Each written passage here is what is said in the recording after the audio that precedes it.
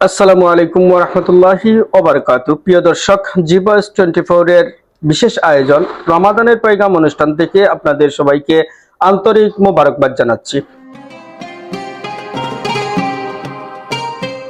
আমাদের আজকের আলোচ্য বিষয় হচ্ছে এতেকাফের গুরুত্ব এবং ফজিলত।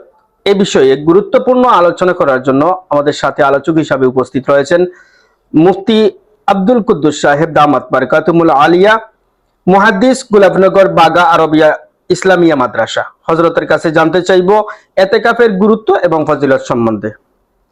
আলহামদুলিল্লাহি ওয়া কাফা ওয়া সালামুন আলা ইবাদিহিল্লাযীনা ইসতাফা, আম্মা বা'দ। ক্বালা আল্লাহু তাআলা ওয়া লা তুবাশিরুহুন্না ওয়া আনতুম আকিফুনা ফিল মাসাজিদ। সম্মানিত দর্শক শ্রোতা, ইতিকাফ শব্দের অর্থ হলো অবস্থান করা। শরীয়তের পরিভাষায় ইতিকাফ বলা হয় মসজিদে আল্লাহ তাআলাকে সন্তুষ্ট করার জন্য কিছু সময় অবস্থান করাকে। ইতিকাফের কিছু প্রকার আছে। এক প্রকার ইতিকাফকে বলা হয় ওয়াজিব ইতিকাফ। কেউ যদি ইতিকাফের মান্যত করেন তাহলে সেই ইতিকাফ হলো ওয়াজিব। আর ইতিকাফের আরেকটা প্রকার হলো নফল। মসজিদে যখন কোনো ব্যক্তি ঢুকবে তখন আল্লাহ তাআলাকে সন্তুষ্ট করার জন্য কিছু সময় অবস্থান করা, এই নিয়তে যদি ঢুকে ইতিকাফের নিয়তে, তাহলে সেটা হলো নফল ইতিকাফ, তার কোনো সময়সীমা নেই। আর ইতিকাফের সবচেয়ে প্রসিদ্ধ যেই প্রকার সেটা হলো রমজানের শেষ দশকের ইতিকাফ। শরীয়তের মধ্যে তার হুকুম হলো সুন্নতে মুআক্কাদা। রাসূল করিম সাল্লাল্লাহু আলাইহি ওয়াসাল্লাম এই ইতিকাফকে অত্যন্ত গুরুত্ব সহকারে আদায় করেছেন।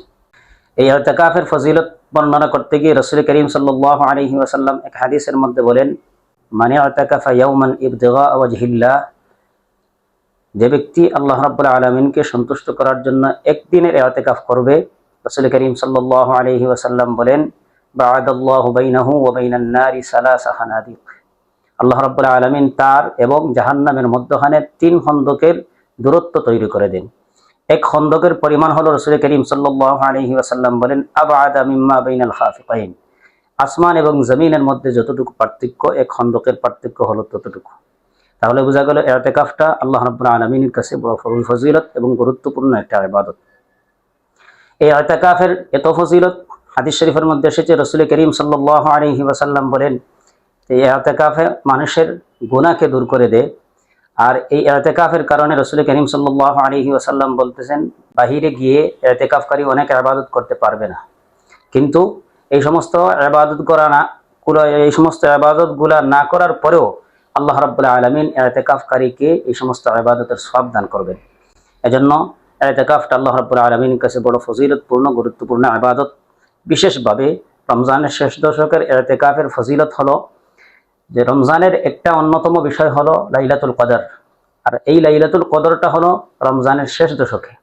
এখন যদি কোনো ব্যক্তি শেষ দশকের মধ্যে ইতিকাফ করে, তাহলে এই শেষ দশকের মধ্যে ইতিকাফ করার কারণে আল্লাহ রাব্বুল আলামিন তাকে শবে কদর, যেটা এই শবে কদরটা তার ভাগ্যে এসে যাবে, এটা নিশ্চিত বলা যায়। কারণ ইতিকাফ করার কারণে শেষ দশকের মধ্যে আর তার শবে কদর ছুটবে না। এটাই সবচেয়ে বড় ফজিলতের বিষয় শেষ দশকের ইতিকাফের মধ্যে।